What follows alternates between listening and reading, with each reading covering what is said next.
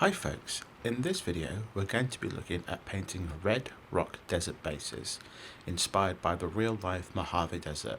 This is perfect for your fantasy miniatures, your Warhammer 40k armies, or even for 3D printed models for Fallout Wasteland Warfare. So without any further ado, let's cue the music.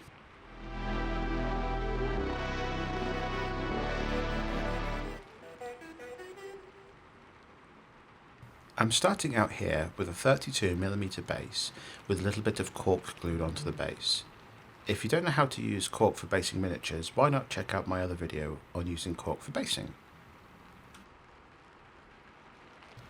With the cork applied, I'm then going to come in with some brown texture paint from Games Workshop. And you can use any texture paint that you want here. I just happen to have this to hand as we're going to be painting over the texture paint later.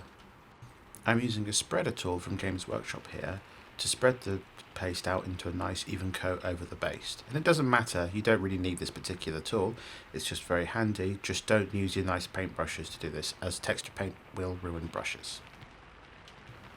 Once the texture paint has dried, I will then be coming in with some Mournfang Brown from Games Workshop. And I will thin this down with a little bit of water, and I'll be applying this all over the base, both the texture paint and the cork, making sure that I get it into all the nooks and crannies so that there's a nice coverage over everything.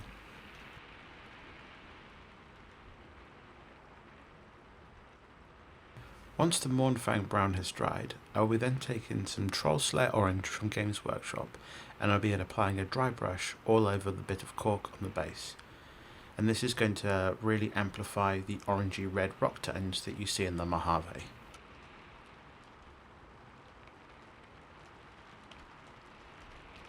To add some separation in the ground and rock tones, I'll be coming in with some English uniform from Vallejo and doing a circular dry brushing motion all over the soil areas of the base. And don't worry if you get any of this onto the rock, it will just aid in blending the tones. This is just our first base coat, so to speak, for the desert soil.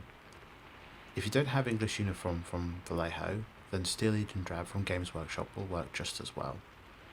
And be careful with your dry brush not to do 100% coverage so that the colour doesn't change and you can still see some of the Mournfang Brown showing through.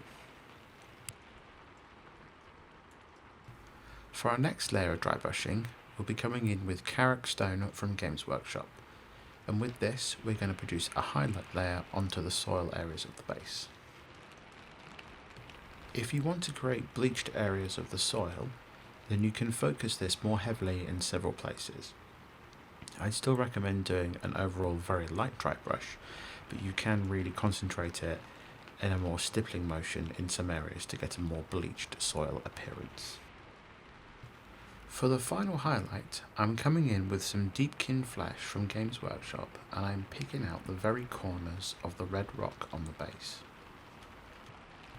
This is a nice warm off-white colour, and it's perfect for doing those lines that you see on the red rock, such as the ones in Arizona or in Red Rock Canyon.